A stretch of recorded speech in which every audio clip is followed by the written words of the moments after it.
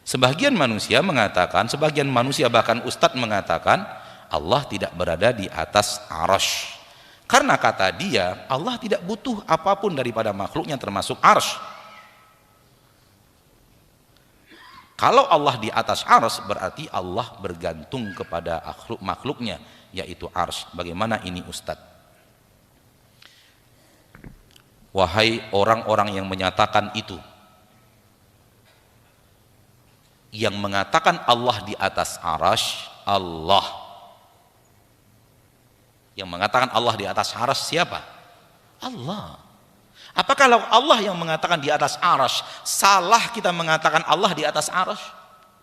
Sementara yang mengatakan Allah di atas arsy itu Allah itu sendiri. Malakum kaifa tahkumun? Ada apa dengan kalian membuat patokan hukum yang aneh? Saya katakan sesuai dengan yang Allah katakan, saya salah. Lalu apa yang benar? Yang benar menurut mereka, katakan seperti yang tidak Allah katakan.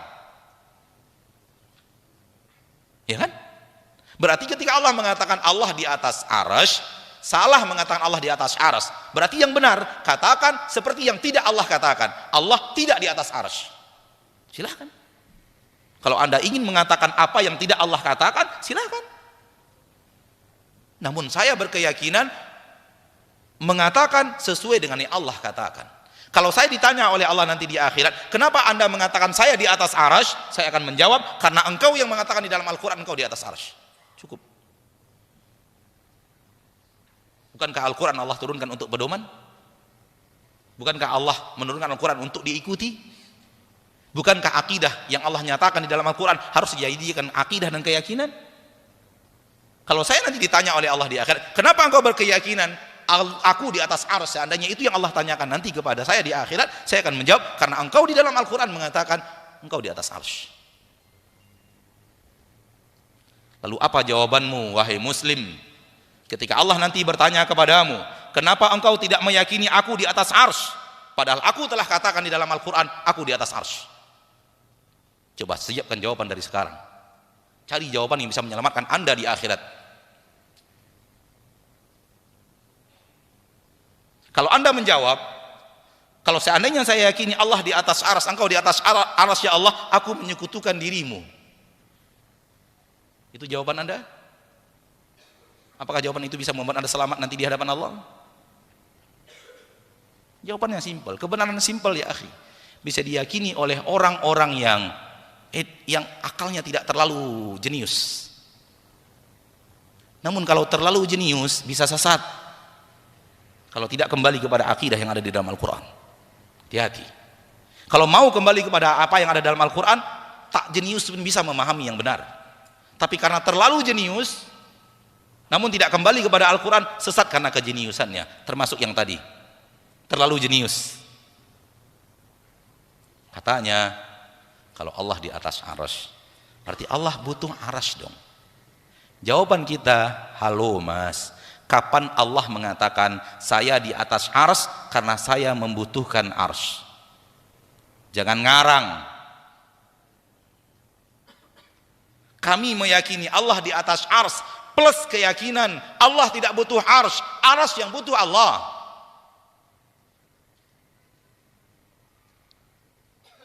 Apakah Anda menuding kami meyakini Allah butuh arsy?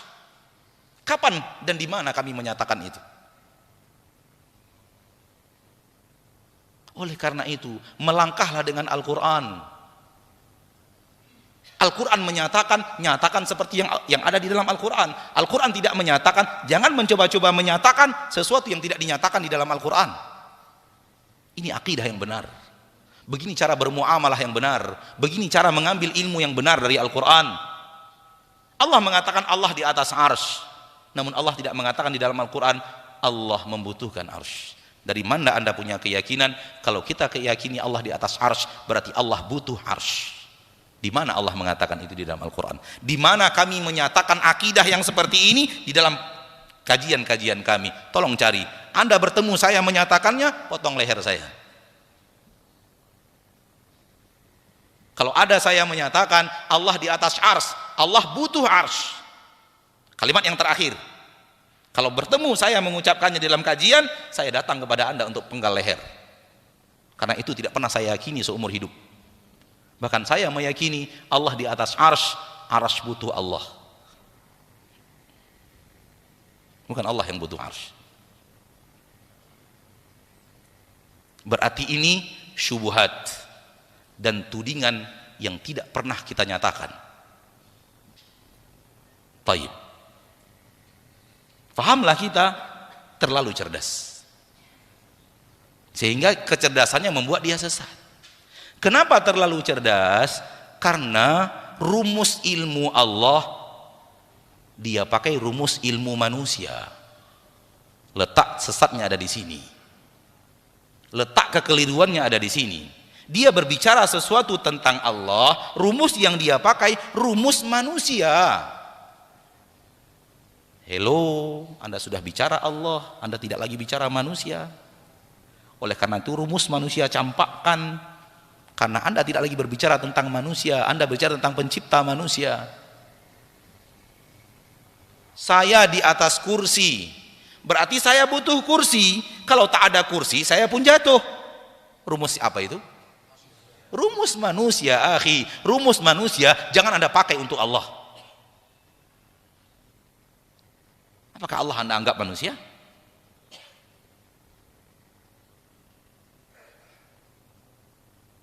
Maka sesuatu ketika kita berbicara Allah, rumus manusia campakkan. Orang ini terlalu cerdas, namun tidak mendapatkan hidayah ke akidah yang hak. Dan alangkah celakanya lagi kalau ini didakwahkan kepada manusia sehingga manusia merasa iya ya, cocok dengan logika kita, benar logika manusiawi untuk ilmu manusia. Tapi Anda sekarang berbicara bukan lagi tentang manusia, maka rumus manusia campakkan. Pertanyaan yang benar adalah, bisakah Allah di atas arsy tanpa membutuhkan arsy? Bisa. Bisakah Allah di atas arsy dan arsy yang justru butuh Allah? Bisa. Sangat bisa. Dan pasti bisa. Allah, bukan kita. Raja di atas singgasana. Arsy itu artinya singgasana. Raja di atas singgasana, sedang enak-enak duduk, singgasananya diangkat, jatuh rajanya. Seperti itu juga dengan Allah. Allah di atas arsy-nya, ketika singgasananya dibuang, Allah akan jatuh. Gitu. Itu rumus manusia untuk manusia, rumus makhluk untuk makhluk. Anda sudah berbicara Rabbul makhluk, pencipta makhluk. Maka jangan pakai rumus manusia untuk bicara Allah. Itu pintu kesesatan besar. Ketika Anda bicara Allah pakai rumus manusia.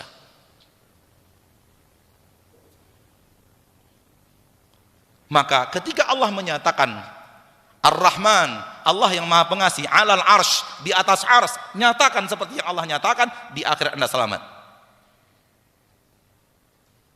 Namun kalau Anda tidak berani menyatakan seperti yang Allah nyatakan di dalam Al-Quran, kemana Anda akan mencari keselamatan di akhirat?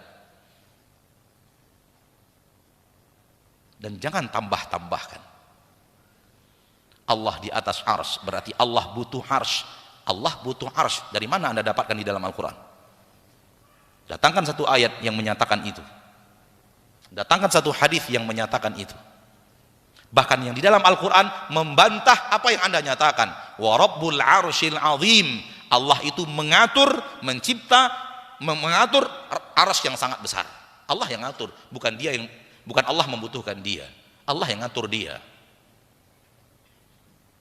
Dan kalimat Rabbul Arsyil Azim, Allah yang mengatur arsy, menunjukkan bahwa arsy butuh Allah, bukan Allah yang butuh arsy.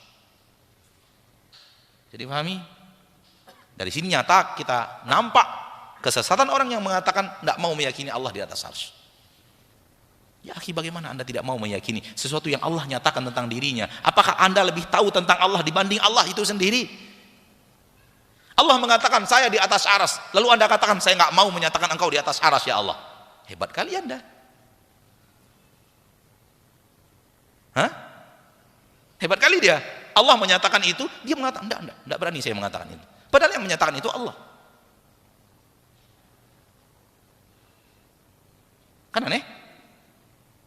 Taib, kita tambahkan yang terakhir. Ketika Allah mengatakan alal arsyistawa, maknanya di atas ars itu jangan dipakai rumus manusia lagi. Berarti Allah duduk di atas ars gitu, nempel dengan ars gitu, duduk gitu. Jangan pahami itu lagi. Itu rumus manusia. Allah di atas ars bukan berarti Allah nempel dengan ars begitu. Nggak ada ulama yang mengatakan nempel dengan ars seperti raja bokongnya nempel di singgasana. Nggak ada yang mengatakan itu. Makna ars ala wartafa, di atas ars dia. Bukan berarti duduk sehingga zatnya betul-betul nongkrong di ars, sehingga kalau tidak ada ars zatnya jatuh ke bawah. Itu rumus makhluk untuk makhluk, jangan dipakai untuk Allah ya.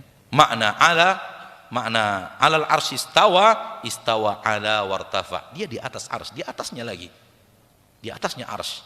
Dan tidak ada Allah katakan di atas ars nempel dengan ars, nggak ada dalam akidah, baik di dalam Al-Quran atau di dalam hadis, nggak ada. Maka kalimat Anda tadi menuding sesuatu akidah yang tidak ada di dalam Al-Quran, tidak ada di dalam hadis. Satu lagi mereka tambahkan, kalau Allah di atas ars berarti Allah membutuhkan tempat. Sama dengan yang tadi, bantah dengan cara yang tadi.